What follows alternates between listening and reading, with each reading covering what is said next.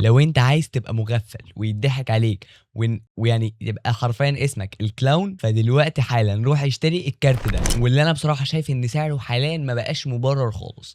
والكارت اللي انا بتكلم عنه النهارده وهو ال RTX 5060 تي اي. طب انا ليه بتكلم كده او بقول عن الكارت ده كده، مع ان على فكره انا واحد من الناس اللي كانت معجبه جدا بالكارت ده؟ دلوقتي يا باشا ركز معايا. اول حاجه كده، كارت ال 5060 تي اي ككارت على فكره لو هو معاك مش وحش خالص، عشان في ناس بس تفهم النقطه دي غلط. ولكن انا بتكلم للي لسه هيشتري. لو انت اشتريت خلاص مبروك عليك. انا دلوقتي بتكلم عن النسخه ال 16 جيجا.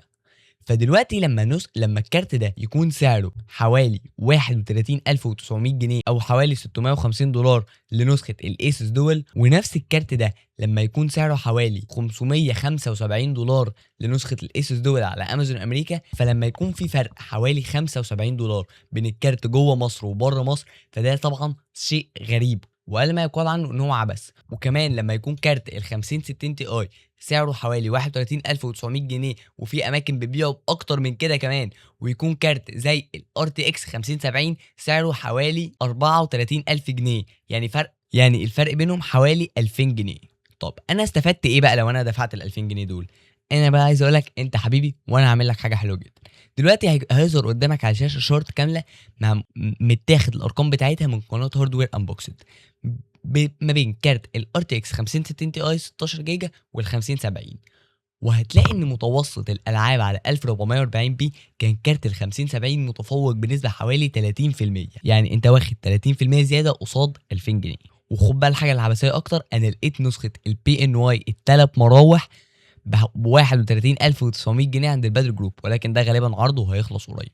فانا برضو هحاول اتاكد واكتب لك هنا لو كان عرض اصلا ولا لا. فانا كده ليه اشتري ال 5060 تي اس 16 جيجا؟ وبل انا لو مش معايا ال 2000 جنيه اللي انا اقدر اطلع ما بين ال 5060 تي اس 16 جيجا وال 5070، فانا هقول لك على اختيار ارخص منه، الا هو كارت ال RX 9060 XT النسخه ال 16 جيجا.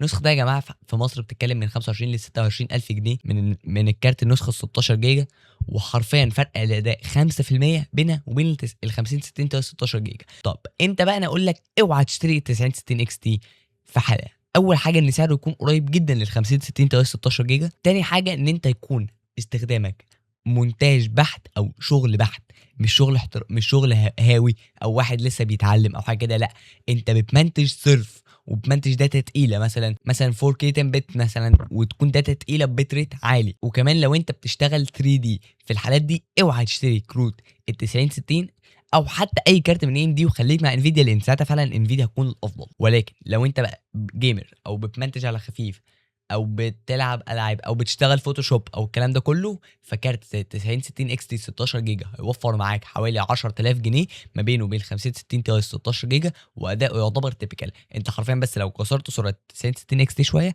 هتعرف توصل لل 5070 مرتاح.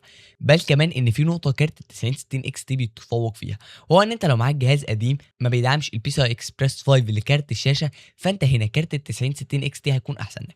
ليه؟ لان ال 9060 اكس تي بيتكلم مع الكمبيوتر او بيتواصل مع الكمبيوتر بلينز بي سي اي 5 16 اكس، يعني جاي بسرعه 64 جيجا ترانسفير، على عكس الكارت ال 5060 تي اي 16 جيجا اللي بيستخدم 8 اكس بس وجاي بسرعه 32 جيجا ترانسفير. فانت لو ركبت ال 9060 اكس تي على بورده جين 4 فساعتها مش هتخسر اداء كبير، او يمكن ما تخسرش اداء، على عكس ال 5060 تي اي حتى النسخه 8 بالذات اللي انت هتخسر فيها اداء وبفرق حلو.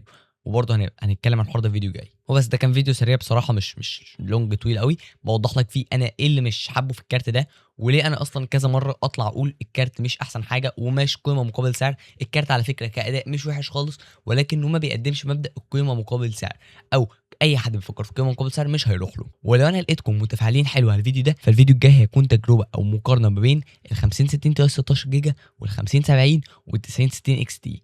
ولو عايز تعرف ازاي تختار الميكروفونز بتاعتك بشكل كويس فتقدر تشوف الفيديو اللي ظهر هنا.